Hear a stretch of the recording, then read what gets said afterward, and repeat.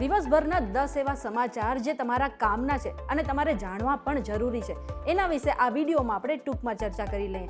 અને શરૂઆત આપણે રેલવેના નિયમથી કરીએ તો આવતીકાલથી એટલે કે 1 જુલાઈથી રેલવેના ઘણા નિયમોમાં ફેરફાર થવા જઈ રહ્યા છે. આટલું જ નહીં, જો તમે ટ્રેન દ્વારા મુસાફરી કરી રહ્યા છો તો જે ટિકિટનો ભાવ છે એ પણ તમારે વધારે ચૂકવવો પડશે. રેલવે હવે નોન એસી મેલ અને એક્સપ્રેસ ટ્રેનોના ભાડામાં પ્રતિ કિલોમીટર 1 પૈસાનો વધારો કર્યો છે અને એસી ક્લાસમાં પ્રતિ કિલોમીટર 2 પૈસાનો વધારો કર્યો છે.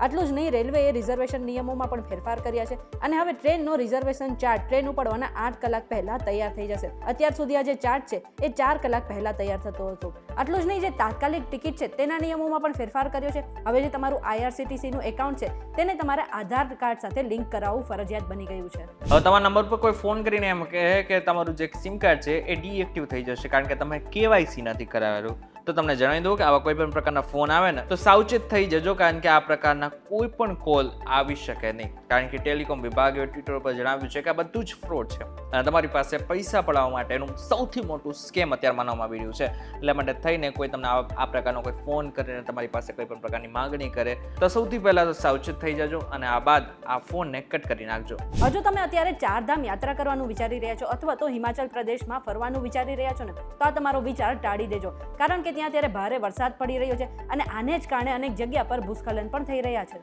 અને છેલ્લા 24 કલાકમાં હિમાચલ પ્રદેશમાં ભારે વરસાદ અને વીજળી પડવાને કારણે 3 લોકોના મોત પણ થયા છે.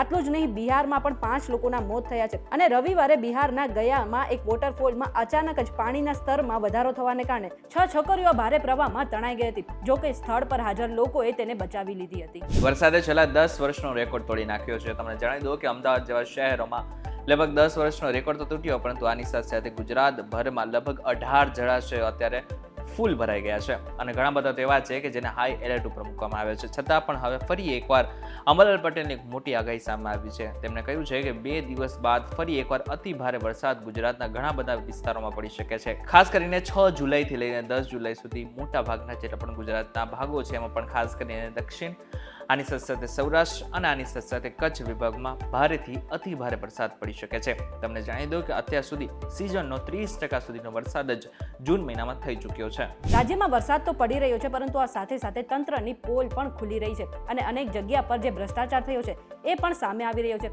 આવો જ કંઈક ભ્રષ્ટાચાર રાજકોટમાં થયો છે. રાજકોટના લક્ષ્મીનગર વિસ્તારમાં એક રોડ બન્યો હતો. એવું કહેવાય રહ્યું છે કે 4 દિવસ પહેલા જ આ રોડ બનીને તૈયાર થયો હતો, પરંતુ વરસાદ પડવાને કારણે 4 દિવસની અંદર જે રોડનું ડામર ઉખડવા લાગ્યું હતું. હવે એવામાં લોકો સવાલ ઉઠાવી રહ્યા છે કે આ તો વરસાદની શરૂઆત છે, આગળ જતા તો ખબર નહીં કે રોડની શું હાલત થઈ જશે. આજકાલ પાવાગઢ ઘણું ચર્ચામાં છે. પાવાગઢ ચર્ચામાં રહેવાનું સૌથી મોટું કારણ એ છે કે ત્યાં ખુલ્લેઆમ લૂંટ ચલાવી રહ્યા છે. હવે વાત એવી છે કે પાવાગઢમાં જે સ્થાનિક લોકો છે એ લોકો પાસેથી જે પાર્કિંગના નામે પૈસા ઉઘરાવી રહ્યા છે ને એને સામે લોકોમાં ભારે રોષ જોવા મળી રહ્યો છે. સ્થાનિક લોકો જેટલા પણ જે સરકારી જમીનોમાં પાર્કિંગ કરાવે છે અને એમની પાસેથી એટલે કે જે વાહન ચાલકો હોય છે એમની પાસેથી લગભગ 100 થી વધારે રૂપિયા પડાવી રહ્યા છે.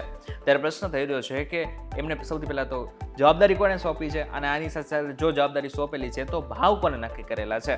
જો કે તમને જણાવી દઉં કે પાવાગઢમાં આવી કોઈ પણ પ્રકારની સિસ્ટમ ચાલતી નથી, એટલે ખુલ્લેઆમ લૂંટ લોકો ચલાવી રહ્યા છે. સુરતમાં આરટીઓની રેડિયાળ કામગીરીથી અત્યારે લોકો પરેશાન થઈ ગયા છે. આરટીઓ ડ્રાઇવિંગ ટેસ્ટ ટ્રેકના રજિસ્ટ્રેશનના અરજદારોએ વિરોધ કર્યો છે. વારંવાર અપોઇન્ટમેન્ટ કેન્સલ થતા અરજદારોમાં રોષ જોવા મળ્યો હતો. સાથે સાથે એવું પણ કહી રહ્યા છે કે છેલ્લા 10 દિવસથી તેમને ધક્કા ખાવા પડી રહ્યા છે અને આરટીઓ તરફથી કોઈ પણ જવાબ નથી આપતા. આટલું જ નહીં, ડ્રાઇવિંગ ટેસ્ટનો ટ્રેક છે તેના પર પણ પાણી ભરાતા તેને બંધ કરી નાખવામાં આવ્યો છે અને લોકો એવું કહી રહ્યા છે કે જે સ્માર્ટ ટેકનોલોજીનો ઉપયોગ છે એ આરટીઓ દ્વારા થતો જ નથી. પ્રેમિકાના ભાવમાં માટે પતિએ પત્નીથી છુટકારો મેળવવા માટે જે પણ કંઈ કર્યું ને એ કદાચ તમે સાંભળશો તો કદાચ હસી પડશો. પતિની એવી ઈચ્છા હતી કે પત્ની એને છોડી દે અને તે પ્રેમિકા સાથે ફરાર થઈ જાય, પરંતુ એના માટે એને શું કર્યું ખબર છે? સૌથી પહેલા તો એને પ્રેમિકાના નામનું ઇન્સ્ટાગ્રામનું ફેક એકાઉન્ટ બનાવ્યું. આ બાદ એને પત્નીને મેસેજ કર્યો, પ્રેમિકાના નામે એને મેસેજ કર્યો, જો કે એમાં અભદ્ર ગાળો લખેલી હતી અને એની સાથે સાથે પત્નીને પણ અલગ અલગ રીતે ગાળો ભાંડી હતી. જો કે પત્ની થોડીક સ્માર્ટ નીકળી. પત્નીએ શું કર્યું? સાયબર સેલમાં જઈને કમ્પ્લેન કરી નાખી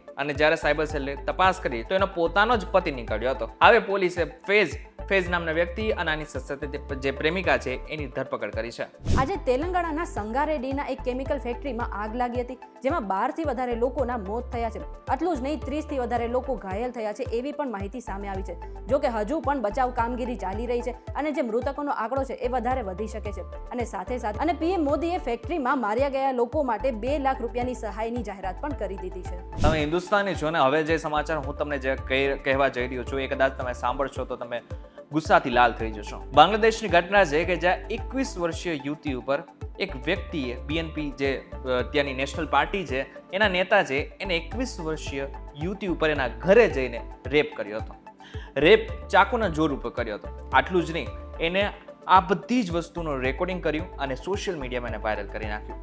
જો કે અત્યારે બાંગ્લાદેશમાં તરત દેખાવ કરવાનો શરૂઆત કરી નાખી છે. ત્યાંની જે યુનિવર્સિટી છે ત્યાં દેખાવો થઈ રહ્યા છે. અને જો કે પોલીસે આ વ્યક્તિની ધરપકડ પણ કરી છે, પરંતુ બધાની વચ્ચે કેટલા સમય સુધી ત્યાં જેટલા પણ માઇનોરિટીઝ છે એના ઉપર આ પ્રકારના અત્યાચાર થતા રહેશે અને ત્યાંની જે સરકાર છે, વચગાળાની સરકાર છે, એ કંઈ જ નહીં કરે.